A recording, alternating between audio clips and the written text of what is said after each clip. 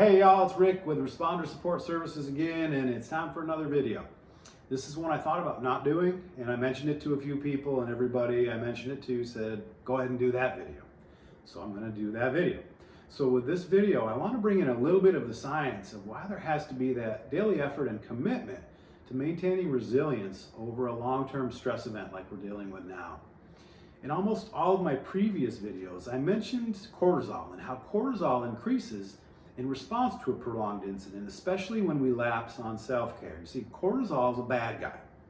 And when we're not getting enough sleep, not drinking enough water, trying to control the uncontrollable, not laughing enough, not exercising, all that stuff I mentioned before, we have to deal with excess cortisol.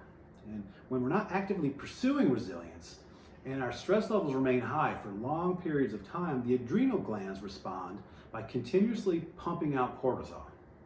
This overproduction of cortisol eventually beats up the adrenal glands to where they can't produce enough of the necessary cortisol. This up and down cycle and now new diminished level of cortisol leads to a condition called adrenal fatigue. Adrenal fatigue causes a negative chain reaction of the other hormones that are important for functioning of our physical systems.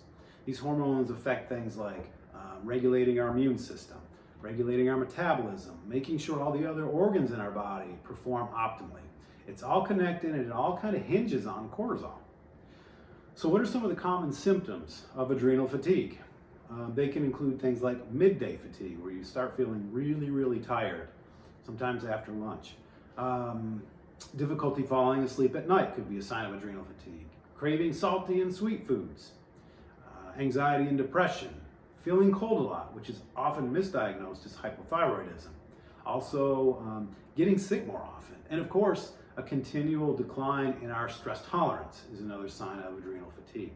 Now remember that paradox I talked about in one of my earlier videos. When we're under stress for a long period of time, our minds kind of respond by talking us into behaviors that sustain and worsen our stress, like avoiding our self-care.